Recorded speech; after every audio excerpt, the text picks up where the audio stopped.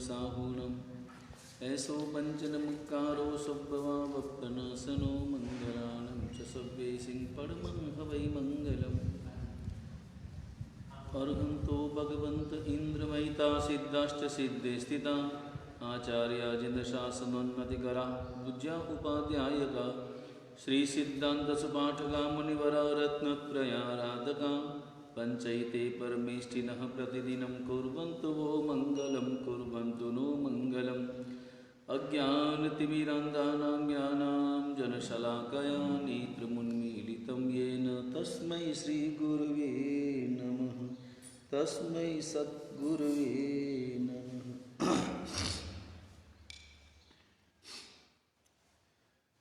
गुणस्थानकों की जो व्याख्या चल रही है उसमें अगर किसी भी प्रकार का कोई अभी तक जो चर्चा हुई उसमें कोई संशय हो तो सबसे पहले उनका निवारण करें और उसके बाद में आगे बढ़ें। संशय के जो स्थल थे ऐसा मुझे लगता है कि उनको थोड़ा सा दोबारा समझना चाहिए।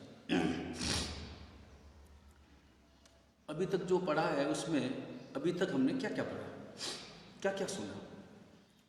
अपना प्रथम गुणस्थान अनादिकाल से मिथ्यात्व दशा, उसके बाद में सम्यक्त्व प्राप्त करने की स्थिति, प्रथम से चौथे गुणस्थान में छला। उसके लिए 3 करण महत्वपूर्ण है, यथा प्रवृत्तिकरण, अपूर्वकरण और अनिवृत्तिकरण। ये 3 करण, इन 3 करणों को समझ लो। करण शब्द का अर्थ क्या है?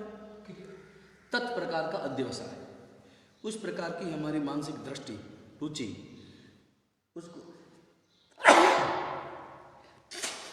उसको करण कहते हैं। यथा प्रवृत्तिकरण, यथा प्रवृत्तिकरण का अर्थ होता है जिसमें उस आत्मा का स्वयं का अपना कोई पुरुषार्थ नहीं है। यथा प्रवृत्ति, अपने आप जैसी प्रवृत्ति हो जाती है।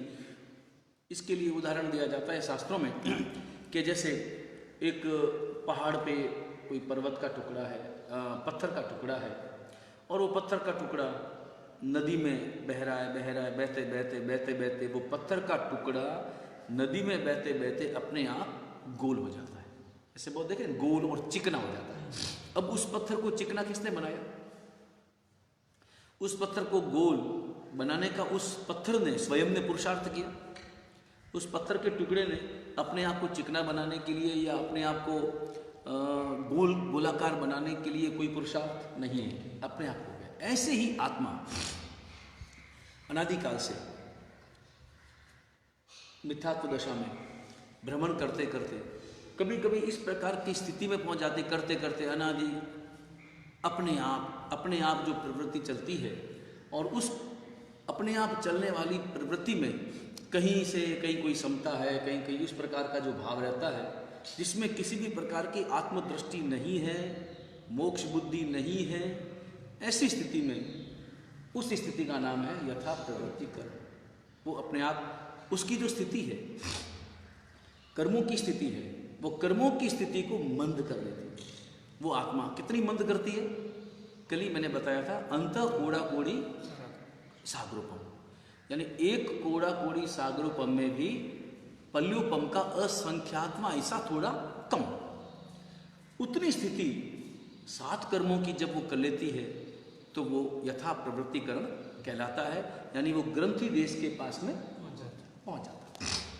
उसके बाद में ये यथा प्रवृत्तिकरण की परिभाषा हुई। ग्रंथि देश तक पहुंचाने का जो काम है वो यथा प्रवृत्तिकरण करता है।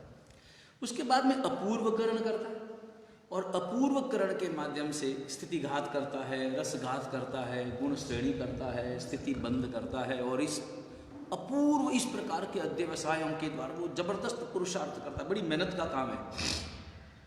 बहुत से लोग वो मेहनत नहीं कर पाते। बहुत सी आत्माएं वहाँ पर पहुँचकर डर के मारे वैसे रवाना हो जाती है, नहीं वो काम कर पाते। जैसे मान लो कोई योद्धा हो और सामने 8-10 व्यक्ति लड़ने के लिए आ गए हों और योद्धा एक हो, तो वो युद्ध करने के लिए जाएगा, मगर उसके लिए उसके अंतर में कितना साहस चाहिए उन लोगों को लड़ने के लिए, और बार बार उनका मन पीछे दौड़ने के लिए भी जाएगा। भाग जाऊं तो अच्छा है, क्या होगा। और कोई अगर शूरवीर हो जो अपने प्राणों की परवाह नहीं करके एकदम टूट पड़ता है, वो योद्धा जीत पाता है। तो राग द्वेष की निबिड़ ग्रंथियां इतनी खतरनाक है, जिसका पोषण किया है मोहनीय कर्म के कारण से उसका निर्माण हुआ है। और मोहनीय कर्म की जो मुख्य सेना है, मुख्य सेना में मिथ्यात्व है, अविरति है, कषाय है और नो कषाय है। कौन कौन? मिथ्यात्व, अविरति, कषाय और नो कषाय। ये मोहनीय कर्म की जबरदस्त सेना है।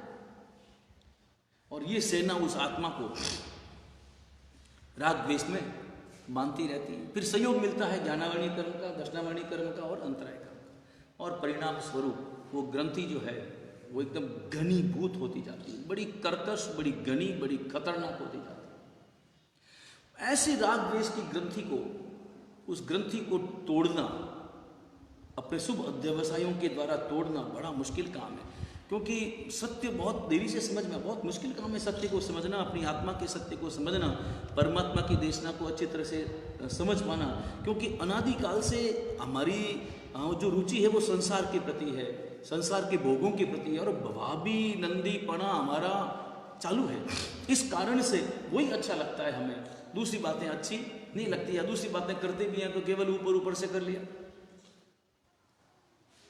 देखा देखी कर लिया, संसार के रागवश कर लिया। तो उस वक्त में, ऐसी स्थिति में राग द्वेष की निबिड़ ग्रंथि को तोड़ना प्रबल पुरुषार्थ है। इस प्रबल पुरुषार्थ का नाम ही अपूर्वकरण है। तो अपूर्वकरण के माध्यम से ग्रंथि का भेदन करता है और तत्काल अनिवृत्तिकरण उपस्थित हो जाता है। अनिवृत्तिकरण का अर्थ होता है जो सम्यक दर्शन दिए बिना निवृत्त नहीं होता, वो अनिवृत्तिकरण। बराबर। अब यथा प्रवृत्तिकरण का काम क्या है? ग्रंथि देश तक पहुंचाना। अपूर्वकरण का काम क्या है? ग्रंथि भेद करना। और अनिवृत्तिकरण का कार्य है सम्यक दर्शन प्रदान करना, वो सम्यक दृष्टि हो जाता है। ये बातें हमने सब समझ ली। इसके साथ साथ थोड़ी बातें वो भी समझ लें कर्म की दशा के बारे में। बंध, सत्ता, उदय, कर्मों का बंध, आत्मा और जीव और कर्म का बंध कैसा है? जैसे लोहे और अग्नि जैसा है, जैसे दूध में पानी जैसा है। इस प्रकार का संबंध है अलग अलग, मगर बंधन हो गया, एक में हो गए। सत्ता, उदय, जो कर्म बंधन कर लिया, बंधन करने के बाद में वो कर्म के जो दलिक हैं, वो कर्म के जो दलिक हैं वो आत्मा में, आत्मा के उस स्थान, अपना स्थान जमा लेते हैं। वो उदय में आते हैं। उदय में कब आएंगे? जब अबाधा काल दूर होगा। जब अबाधा काल दूर होगा तब वो उदय में आएंगे। और अबाधा काल का नियम मैंने बताया था, तुमको मालूम है ना, स्थितियां मालूम है ना? ज्ञानावरणीय कर्म की स्थिति कितनी है? 30 उत्कृष्ट, जगन्य, जगन्य अंतर्मूर्ध है, उत्कृष्ट 30 कोड़ा कोड़ी सागरोपम। दक्षिणावर्णीय कर्म की स्थिति 20 कोड़ा। दक्षिणावर्णीय कर्म की स्थिति बताओ भाई कितनी है?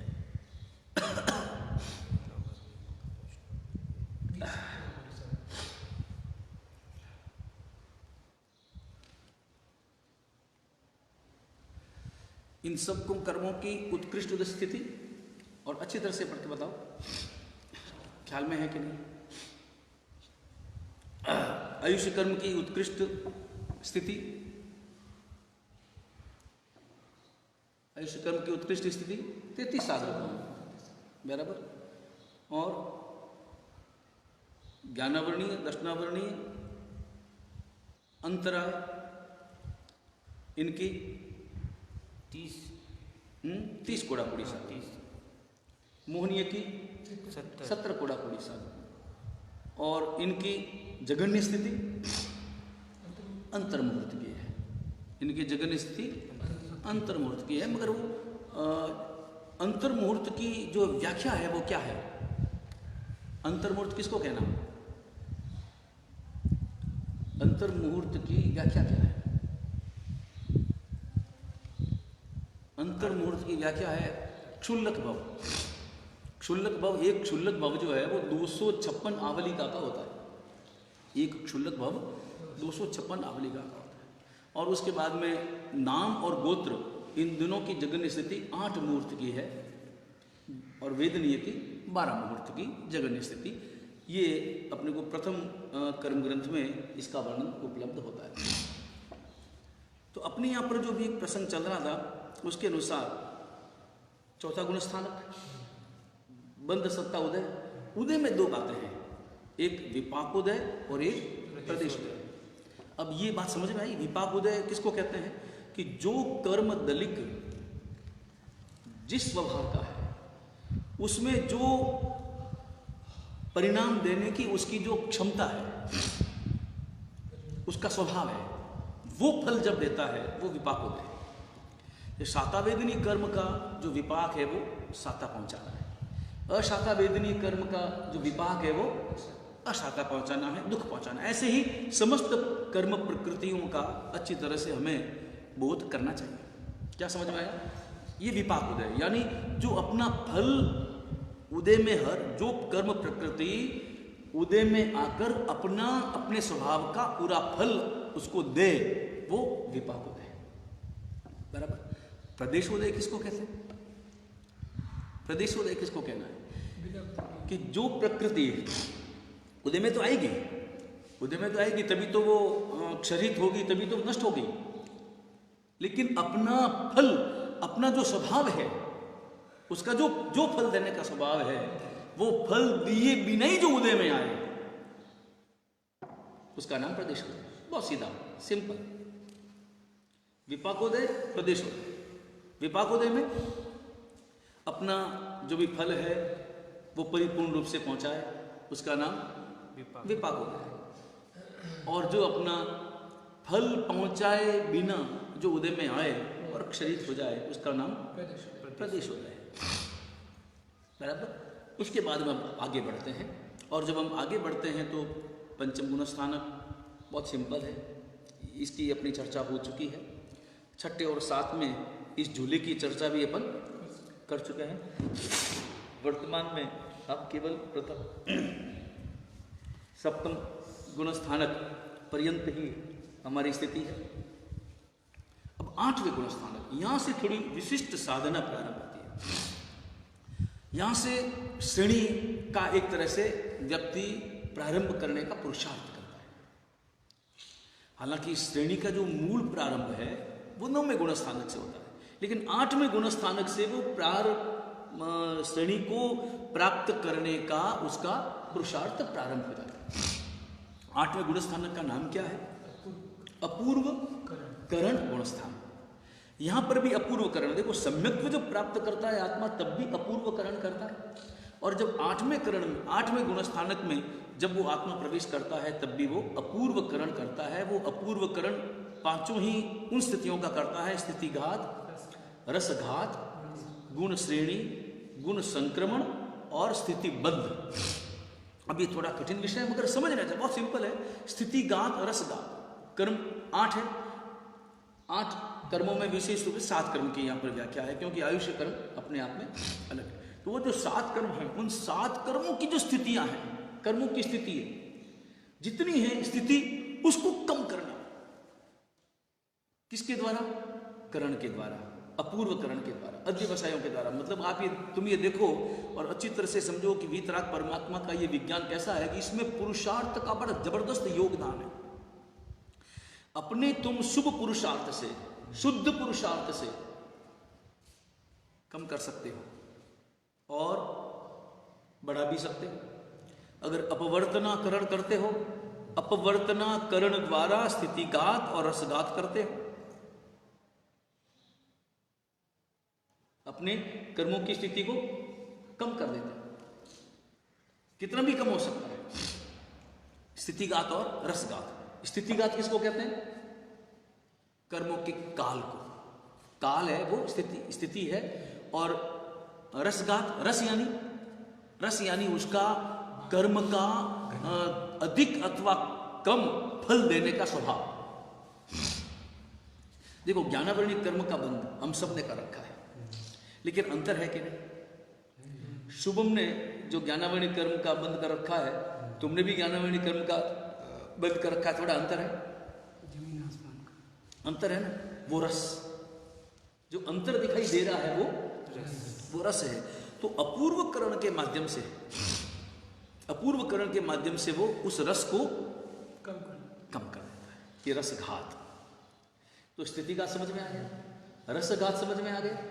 गुण श्रेणी, गुण श्रेणी यानी कर्मों के जो दलिक हैं, कर्मों के जो दलिक है ना, उनको उनकी रचना करता है आत्मा। ये बड़ा अद्भुत विज्ञान है।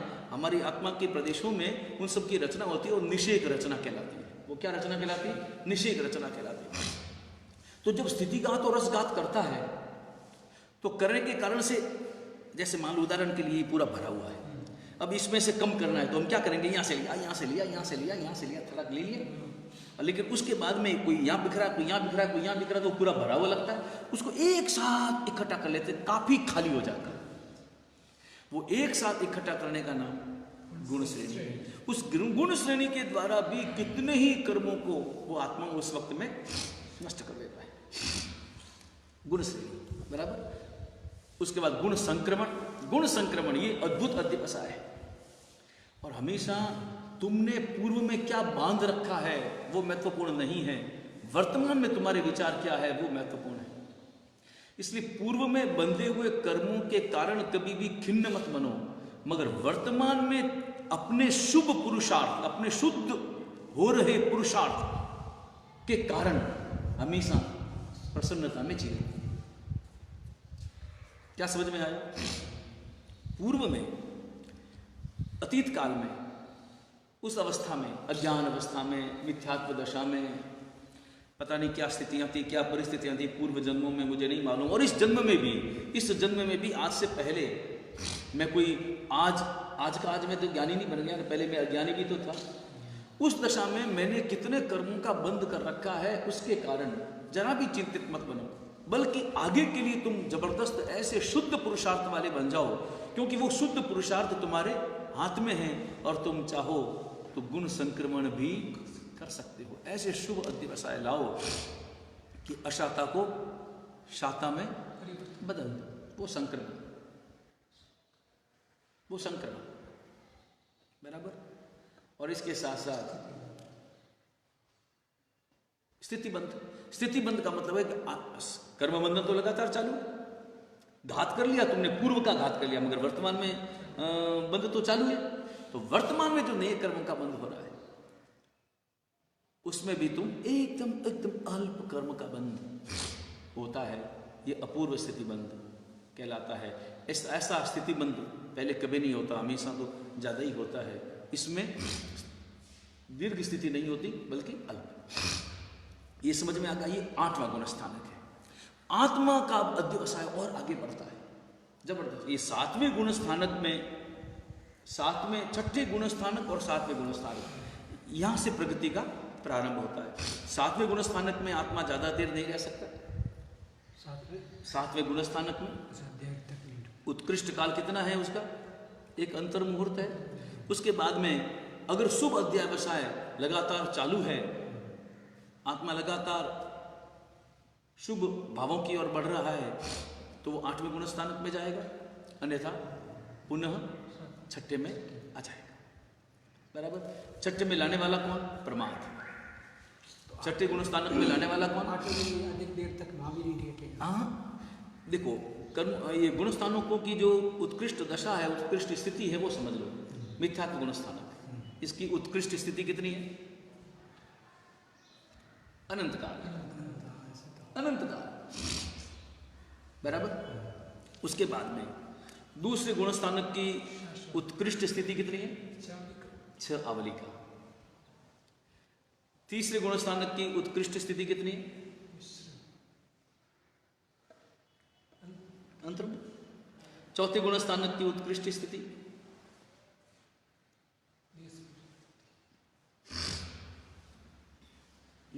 चतुर्थ गुण स्थानक की उत्कृष्ट स्थिति इसमें नहीं, प्रथम गुण है।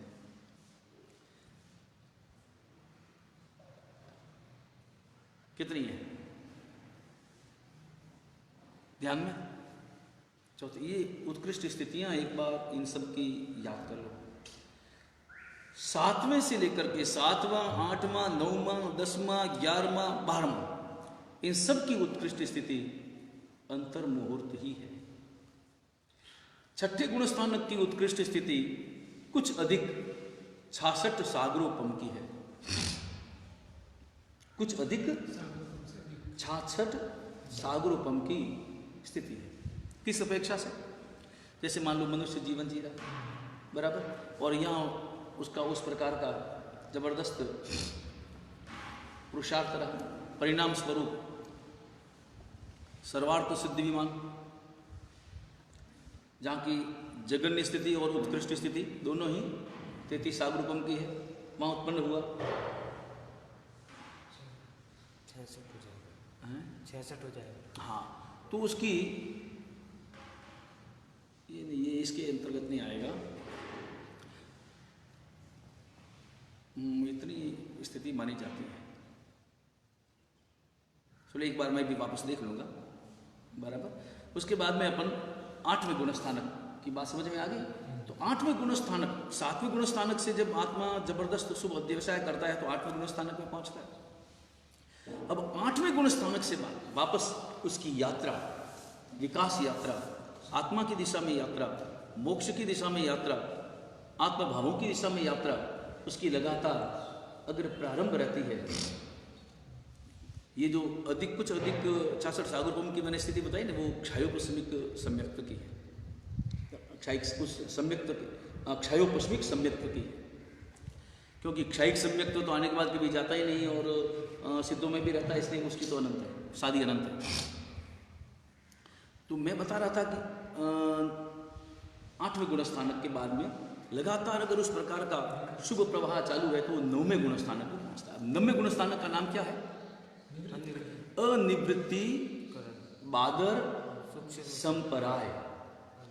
अनिवृत्ति बादर संपराय। अब नाम ही देखो, नाम से ही पता चल जाता है कि उस दशा में इस गुणस्थानक को कैसे पाया जा सकता है। अनिवृत्ति, अनिवृत्ति का मतलब क्या? निवृत्त नहीं हुए। अनिवृत्ति का अर्थ क्या? निवृत्त नहीं हुए। बादर यानी बड़ा, बादर यानी थोड़े ज्यादा, सूक्ष्म और बादर। संपराय यानी कषाय, संपराय यानी कषाय। अब यहां पर देखें कि आत्मा ने जब चतुर्थ गुणस्थानक प्राप्त किया तब उसने अनंतानुबंधी चतुष्क का क्षय अथवा क्षय उपशम, क्षयोपशम किया। लेकिन उपशम अगर किया तो कषाय तो है ही। तो अनंतानुबंधी, अप्रत्याख्यानी, प्रत्याख्यानी, तो अभी इन तीनों से, इन तीनों को तो अच्छी तरह से कर लिया। अब बाकी बचे, बाकी जो कषाय हैं उन सब कषाय, वो बादर संपराय जो कषाय है, बादर संपराय का अर्थ ये हुआ, अभी उसमें कौन सा कषाय बाकी है? संज्वलन। क्योंकि प्रत्याख्यानी, अप्रत्याख्यानी और अनंतानुबंधी, इनका तो क्षय उपशम, क्षयोपशम हुआ, संज्वलन बाकी है। तो संज्वलन कषाय के भी दो रूप, एक बादर और एक सूक्ष्म। संज्वलन कषाय के भी दो रूप। भाई कषाय कषाय में अंतर तो है ही ना। कषाय कषाय कितने प्रकार के, अपन एक नाम दिया हमने, संज्वलन नाम दिया, मगर संज्वलन कषाय भी तरतमता के भेद से कितने ही प्रकार के हो सकते हैं। उस आधार पर अगर हम देखेंगे तो बादर संपराय, बादर संपराय यानी संज्वलन के, संज्वलन कषाय, कषाय संज्वलन है, और बादर कषाय, उनसे अभी तक क्या नहीं हुआ है? वो निवृत्त नहीं हुआ है। बादर संपराय कषाय उसमें मौजूद है। इस प्रकार की दशा बाकी सारे कषायों का क्षय उपशम अगर करता है, अब यहां से उसकी यात्रा प्रारंभ होती है कि वो क्षय करता है या वो उपशम करता है। ये निर्णय प्रारंभ होता है। कहां से निर्णय प्रारंभ होता है? 9वें गुणस्थान से ये निर्णय प्रारंभ होता है कि उसकी आत्मा क्या करती है। उसमें क्या है कि किसी आत्मा ने पूर्व में जब ये श्रेणी शुरू करता है, उससे पहले यदि अपने आने वाली गति का आयुष कर्म बांध लिया है, वो बद्धायुष्क है, उसके लिए शब्द है बद्धायु। बद्धायु और अबद्धायु। बद्धायु यानी जिसने आने वाले गति का बंद कर लिया है। तो जिसने आने वाली गति का बंद कर लिया है वो उपशम में जाएगा। मोक्ष तो हो नहीं सकता, इसलिए वो उपशम में जाएगा। और उपशम में जाएगा क्योंकि क्षय अगर कर लिया तो वापस जन्म कैसे लेगा? जाएगा कहां? उपशम में जाएगा। तो जब उपशम की यात्रा उसकी प्रारंभ होती है, उसके अध्यवसाय वैसे ही रहते हैं। क्षपक श्रेणी का कदाच प्रारंभ कर भी ले तब भी आगे जाकर के उसके अध्यवसाय बदल जाते हैं। अगर वो बद्धायु है, अब बद्धायु, हालांकि बद्धायु अब बद्धायु दोनों इस श्रेणी का प्रारंभ कर सकते हैं, लेकिन जो बद्धायु है वो तो उसको वापस नीचे निश्चित रूप से गिरना ही गिरना है। गिरने के दो तरीके हैं, वो अभी आगे बताएंगे। 9वें गुण स्थानक में उसकी श्रेणी प्रारंभ होती है। दो श्रेणी है, एक उपशम और एक क्षपक। कल ही मैंने बताया था कि उपशम श्रेणी में वो धीरे कचरा साफ करता हुआ चलता है, मगर उपशमन यानी दबाता हुआ चलता है। और एक बात है, राख में अंगारा दबाओगे तो माना कि दिखेगा नहीं, लेकिन अगर हवा चली और राख उड़ी तो अंगारा आखिर प्रकट तो वो नहीं होना है, कितनी देर तक दबाओगे। ठीक उसी प्रकार वो उपशम करता है। किसका उपशम करता है? संज्वलन, बादर, कषाय का, उनका उपशमन करता है। तो उपशमन करने से भी जो शुद्धता प्रकट होती है, शुद्धता तो प्रकट हुई ना, और उस शुद्धता के कारण से फिर वो अगले गुणस्थान में प्रवेश करता है। और अगला गुणस्थान है, 10वां गुणस्थानक है सूक्ष्म संपराय। अब यहां पर एक प्रश्न होता है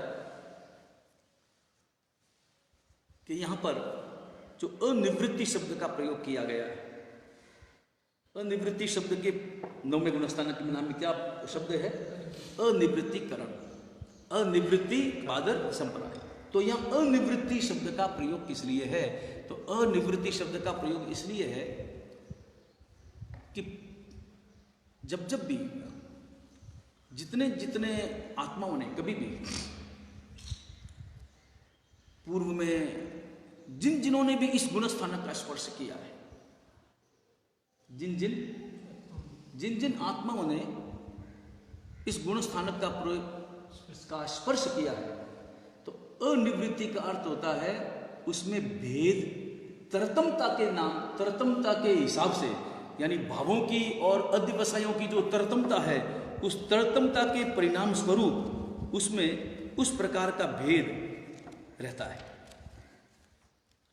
और भेद रहने के कारण से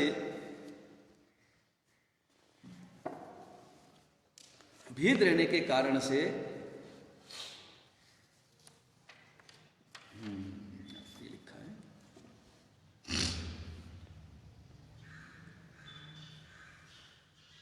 इसको अनिवृत्ति बादर संप्रदाय इसका नाम दिया गया। मतलब जरा भी जिन्होंने भी इस गुणस्थानक का स्पर्श किया है, जब भी इस गुणस्थानक का जिन्होंने भी स्पर्श किया है, तब तक उनके जो भाव है वो तरतमता के हिसाब से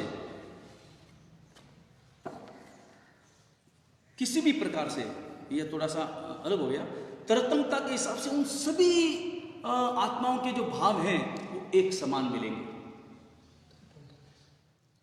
उसमें भिन्नता नहीं होती। और भिन्नता नहीं होने के कारण से अनिवृत्ति है। इसका अर्थ क्या हुआ? हाँ, जब भी इस गुणस्थानक का जिन आत्माओं ने जब भी स्पर्श किया, उनके आज भी स्पर्श करेगा, आज तो क्या कहीं पर भी, तो पूर्व में जिन आत्माओं ने स्पर्श किया तब तक उनके जो भाव है, अध्यवसाय हैं, वो तरतम के हिसाब से एक समान, इसलिए इसका नाम अनिवृत्ति बादर संप्रदाय है। सूक्ष्म संप्रदाय स्पष्ट है, यानी संज्वलन, सूक्ष्म, कषाय, मूलो। अब इनका जब संपूर्ण रूप से इसमें आत्मा जो है वो इसमें उपशम करता है, उपशम श्रेणी चढ़ता है तो उपशम आता है, और क्षपक श्रेणी करता है तो क्षय करता है। क्षय करने का मतलब हुआ सर्वथा नष्ट करना, कषायों का सर्वथा समाप्त करना। 10वें गुणस्थानक का स्पर्श करने का अर्थ यह हुआ कि उसने समस्त अपने कषायों का सर्वथा क्षय कर दिया है। जो सूक्ष्म लोभ था वो लोभ भी इसमें समाप्त हो गया। अब क्या बाकी बचा? अब जब कषाय समाप्त हो गए तो उसे केवल ज्ञान क्यों नहीं प्राप्त होता? तो अभी भी मोह बाकी है। अभी भी क्या बाकी है? मोह बाकी है। और ज्ञान अभी भी हल्का सा मोह बाकी है। इसीलिए 11वें गुणस्थानक का नाम है उपशांत मोह। वहां मोह है लेकिन वो मोह का शमन करता है, नष्ट नहीं करता, क्षय नहीं करता। मोह कहीं न कहीं बाकी रहता है। तो फिर मोह बाकी रहता है तो फिर बड़ी समस्या आ गई। अब मोह बाकी रह गया, अब आगे कहां जाना? मोह सही तो केवल ज्ञान नहीं हो सकता, मोह के साथ में तो केवल ज्ञान हो नहीं सकता। फिर क्या करना? तो वहां 11वें गुणस्थान में जाकर के उसकी आत्मा की प्रगति जो है वो रुक जाती है। बराबर। 9वें गुणस्थान में बादर, कषाय, उपशमन, ये उपशम श्रेणी के बाद 10वें गुणस्थान में सूक्ष्म कषाय का उपशमन, सूक्ष्म लोभ का उपशमन, और उसके बाद में मोह का भी वो उपशमन करता है। परिणाम स्वरूप वो उपशांत मोह गुणस्थानक में रहता है। और उपशांत मोह गुणस्थानक में आगे बढ़ने का कोई उपाय नहीं है। वहां जाने के बाद में 2 कारणों से उसका पतन होता है। 2 कारणों से। या तो जैसे उस 11वें गुणस्थान में है, 11वें गुणस्थानक का काल कितना है? अंतर मुहूर्त का है। और वहां जाते ही उसका आयुष्य पूरा हो गया। उसको कहेंगे भवक्षय। एक भवक्षय और एक कालक्षय।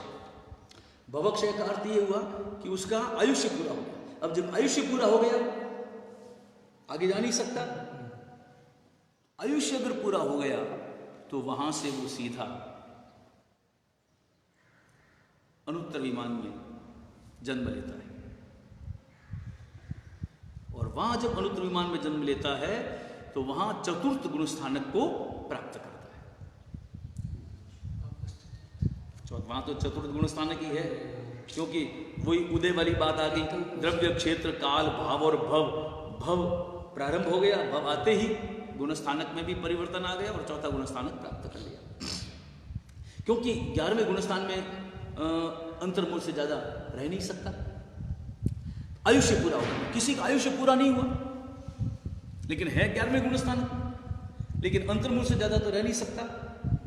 तो उस गुणस्थानक का काल पूरा होते ही उसके नीचे गिरना प्रारंभ हो जाएगा। वो नीचे जो गिरेगा वो क्यों गिरेगा? तो वो जो मोह उसने जो उपशमन किया है, मोह का जो उपशमन किया, जो शांत किया है, वो मोह वापस अपना तेज दिखाता है, अपना स्वरूप प्रकट करता है। उस आत्मा के जो अध्यवसाय हैं, उन अध्यवसायों में मोह की उपस्थिति हो जाती है।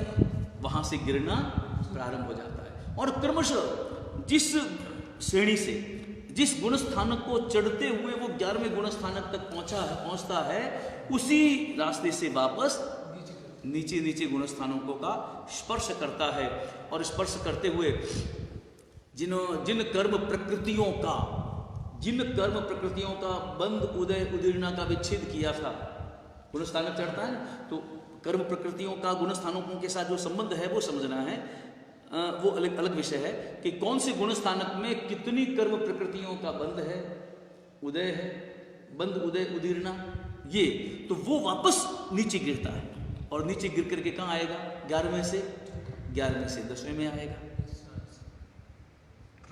हाँ, उन गुणस्थानकों के योग्य वापस उस प्रकार के अध्यवसाय उसमें प्रारंभ हो जाएंगे। कमतर हो जाएगा। 11वें से 10वें, 10वें से 9वें, 9वें से 8वें में, 8वें में से 7वें में, 7वें से 6ठे में। अब 6ठे में अगर टिक गया तो टिक गया अध्यवसाय।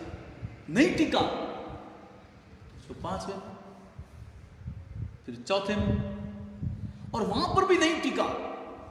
कभी कभी ऐसा भी होता है, अगर वहां पर भी नहीं टिका, सीधा मिथ्या। कहां पर? 4थे में नहीं टिका, दूसरे में पहुंच जाता, पहले में पहुंच जाता, चौथा, तीसरा, दूसरा, सीधा पहले मिथ्यात्व को प्राप्त कर लेता है। ये कौन से गुणस्थानक की बात हुई? ये 11वें गुणस्थानक की बात हुई।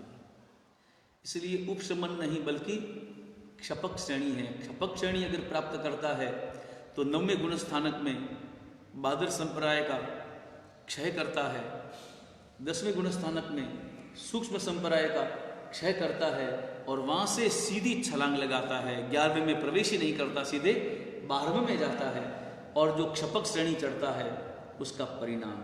अब यहाँ पर भी वो बद्धायु और अबद्धायु वाली स्थिति तो है ही, बद्धायु और अबद्धायु वाली स्थिति तो है ही। अगर बद्धायु है तो 10वें गुणस्थानक के बाद में अगर उसका भवक्षय हो गया, भवक्षय होने वाला दूसरा कोई स्थिति नहीं है क्योंकि बद्धायु है, तो फिर उसको सीधा वैमानिक देवलोक में उसके 4था गुणस्थानक को न प्राप्त कर लेता है। अबद्धायु है, 12वें गुणस्थानक में प्रवेश करता है और 12वें गुणस्थानक में मोह का संपूर्ण रूप से क्षय कर लेता है। और संपूर्ण रूप से क्षय करते ही अभी वो वीतराग नहीं बना, क्योंकि अभी ज्ञानावर्णी और दर्शनावर्णीय ये आदि जो प्रकृतियां हैं वो अभी तक शेष हैं। मोहनी प्रकृतियां क्षय हो गई। 12वीं तक ही रहती है, 12वीं तक ही मोहनी प्रक्रिया 12वें तक ही है, 12वें तक ही मोहनीय कर्म की प्रकृतियां हैं, वहां सब संपूर्ण रूप से क्षय हो गई। अब बाकी बची हुई जो प्रकृतियां हैं कौन सी, ज्ञानावर्णी, दर्शनावर्णी और अंतरा, इनका संपूर्ण रूप से क्षय करके वो 13वें गुणस्थानक को प्राप्त कर लेता है। ये आत्मा की विकास यात्रा है। 13वें और 14वें गुणस्थानक की व्याख्या अपन कल करेंगे।